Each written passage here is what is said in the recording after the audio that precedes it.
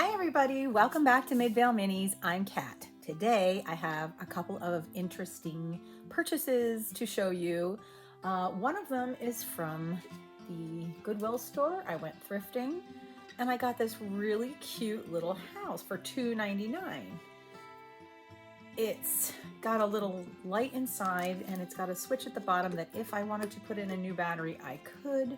I have a couple of other little houses that are similar to this on my porch, and I wanted to take off the Christmas decor here. I think I'll leave this on. If I can leave that on, I'll leave that, but I'm taking this off. You can see here that somebody pulled off whatever decorations were on there, and it was in the Christmas section, so I think probably it had Christmas decorations on it. But anyway, I'm going to be pulling these off, and in fact, I brought my handy dandy little pliers.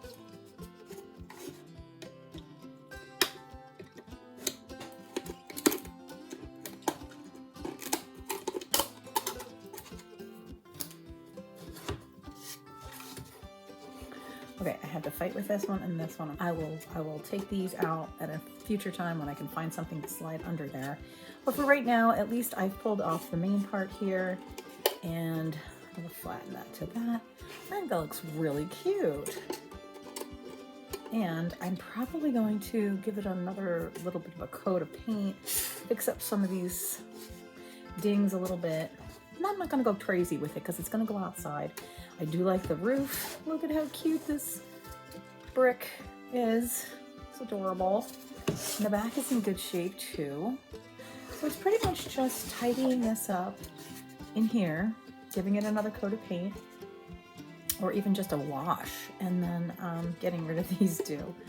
And then it's gonna go on my porch. So that was my little find for $2.99.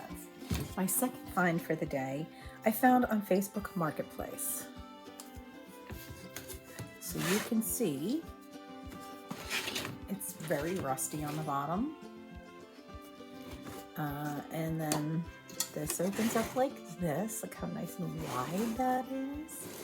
That's really nice, but look at the amount of rust. I am going to use some white vinegar, and I'm going to try to get this, at least get some of the rust off of it, because I want to make a miniature scene inside of this. And I'm going to talk to you more about that after I clean it up. So let's go. Okay, so I have my glove on here. I have my white vinegar. It neutralizes the rust, and then it turns to a salt-like substance, and then you just rinse it off. So we're gonna give that a try. Okay.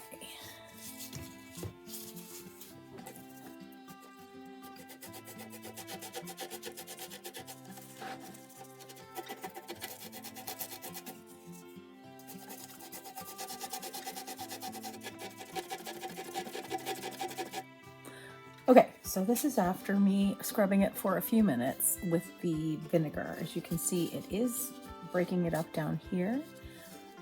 This here is coming back nicely, but this is still pretty damaged. This piece is also coming back nicely over here. I just read up that if I take the white vinegar and put it on where I want it to be, and then sprinkle on some baking soda, and then crumple up a piece of tin foil and use that to scrub it. So we're gonna give that a try.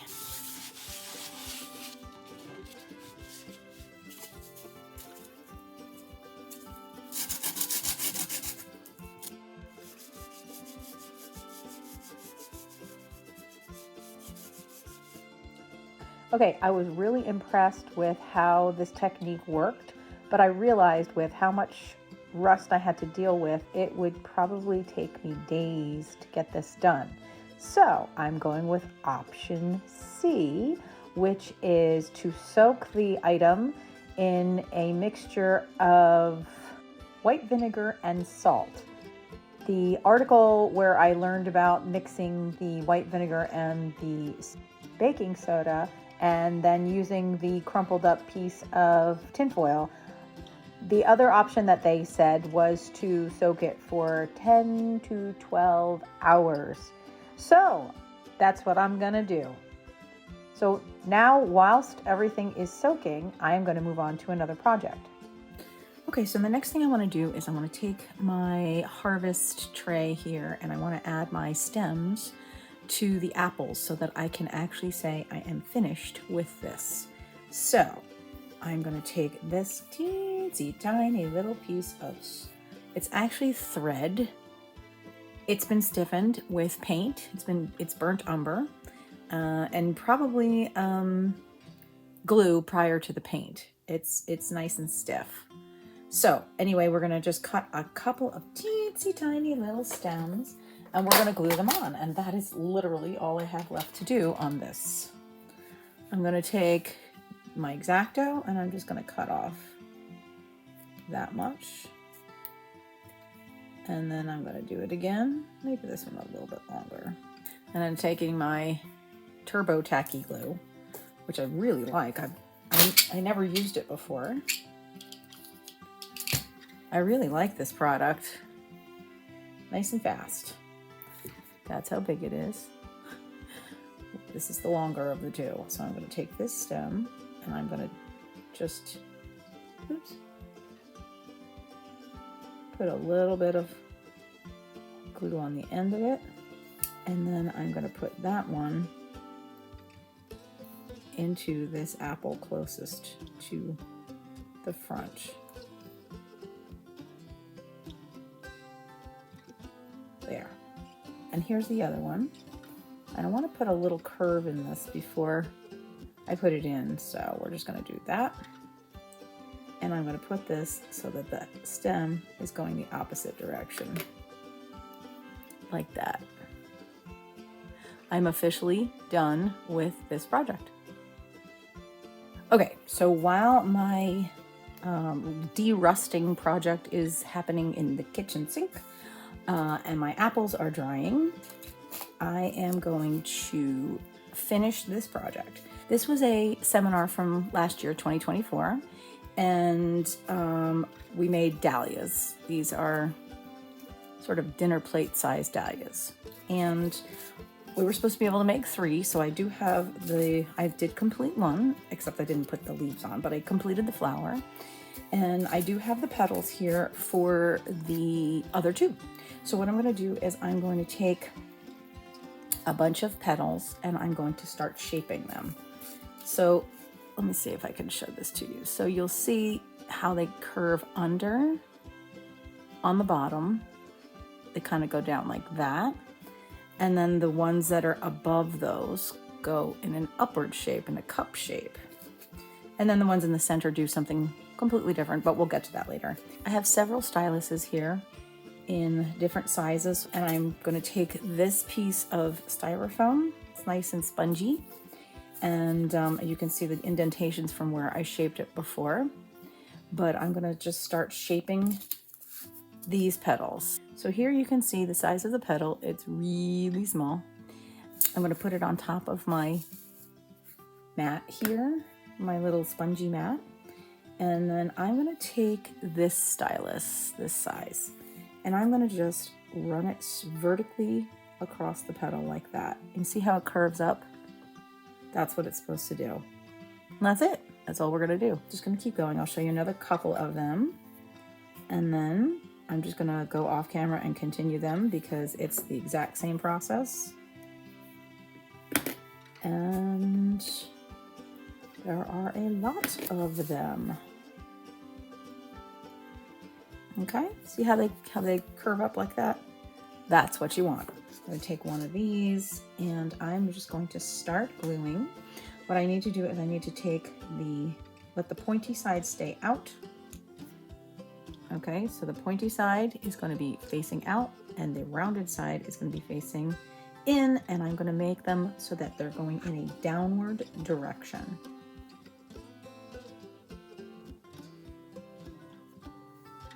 And then go to the exact opposite side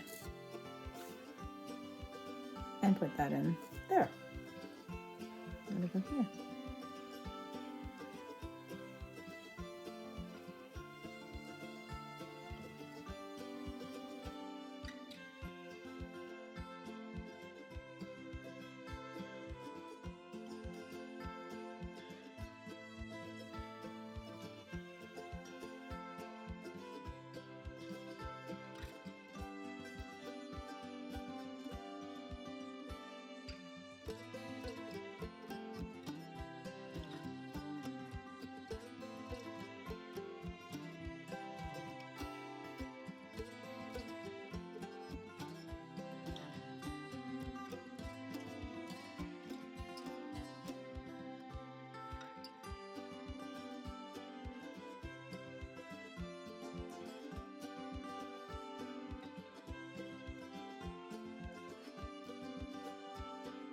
Then I flip the flower over and do the exact same thing on the underbelly of it.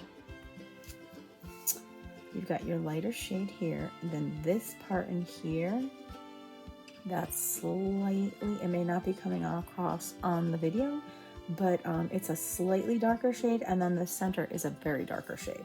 So we're gonna go with our slightly darker shade, and I'm going to, again, shape those petals. Okay, now that my petals are all shaped, I am going to put these facing up so that they're more in that cup shape this way. I'm not 100% sure how many there's supposed to be, but I'm gonna go with 16 because there's 2 more rows here. So we're just gonna go with 16. We'll see how many we're gonna have. So now I'm just gonna start back here, and I'm just gonna start filling it in an upward position.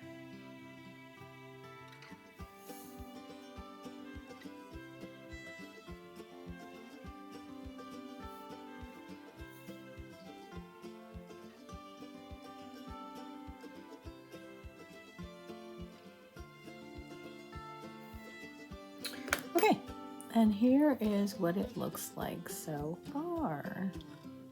So I'm going to be shaping these once it dries. I'm going to be pulling some of the ones that are on the bottom down again, like so.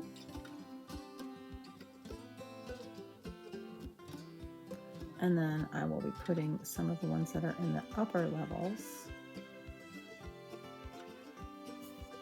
more curved up. We're going to be putting these closer to the center, making these curve up slightly more in the middle there.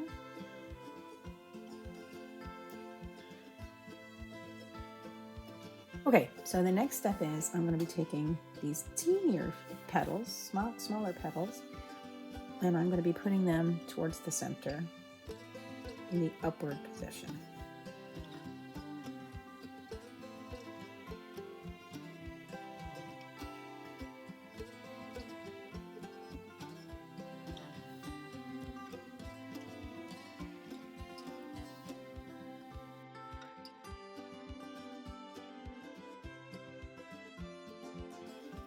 I'm just going to take the last couple and I'm going to fill in any gaps that there might be. Like I see one right there. So the last piece of the puzzle is to take some more of these, the darker shade. I'm going to fold it first in half horizontally and then vertically. And I'm going to make these tiny little florets, for lack of a better term. And I'm not shaping these, I'm just going to fold them. And basically it's to fill the center. This is the dull side of my blade, and I'm just going to put it here so that I can fold this with my tweezers.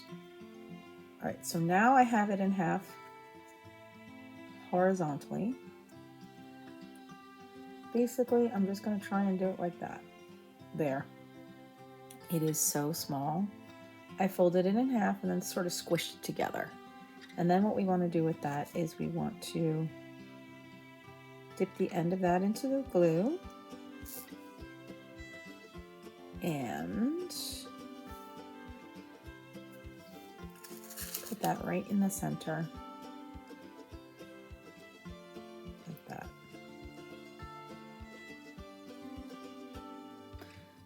And then we're just going to keep doing that with all the rest of the ones I have here. Okay, so I finished all of my petals. This is what it's looking like so far. If you look at the first one I did last year, the bit in the middle is a little bit smaller, but it doesn't really matter. I mean, they look very, very, very, very similar. The only thing is, if you look at the bottom of this one, that's the one I did last year, you can see that the calyx, the green calyx is there, and I have to add mine. So on this one, I shaped them. So now I'm just going to put them onto the bottom of my flower.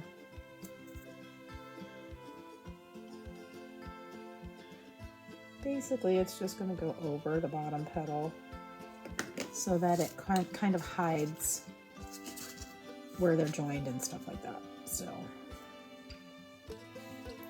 it's the exact same process as the petals themselves, but it's just green this time. And you know, it's not that easy being green, I've heard. But green's the color of spring, so, and green can be kind of warm and friendly like.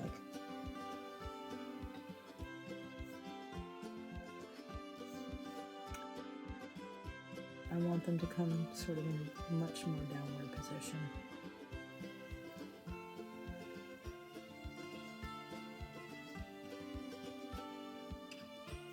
Okay, so I like both of them. I like how fluffy this one was, and that's the one I did last year. So the inner part is smaller. So I have one more to do. I will make sure that this inner part is a lot smaller, this purpley part. I'm gonna try and pull it up a little bit. And so we have more of the red showing. That's a little better already. There, that's better. Better. Much better, much closer. Okay, so I am, except for the leaves, which I didn't do on that one either, I'm officially done. I have enough greenery. Whoops, I have enough petals and stuff. I have one more here. So I'm gonna make another one, and then I'll show you all of it when I'm completely finished.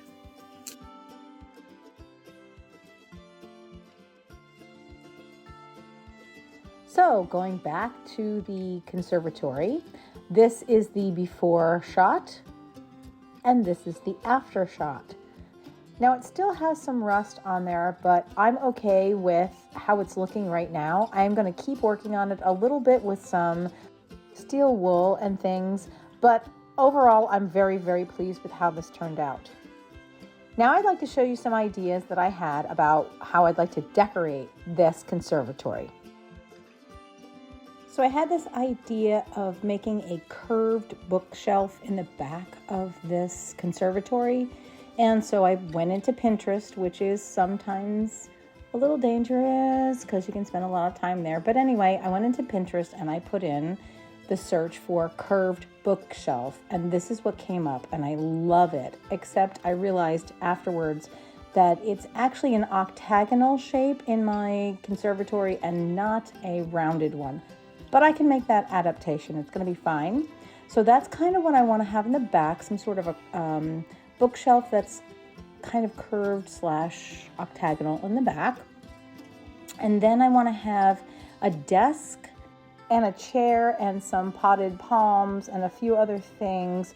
But also, aside from books, I also want to have some of those domed glass containers with little specimens of things like butterflies and bugs and birds and kind of mushrooms and flowers and all kinds of different things. And I kind of want this to be around the turn of the 20th century, where somebody is sort of studying all of these kind of specimens. I think that'd be kind of cool. So leave me a message in the comments below and tell me what you think. And also I wanted to show you something else I found on Facebook Marketplace, which is this beautiful bird cage.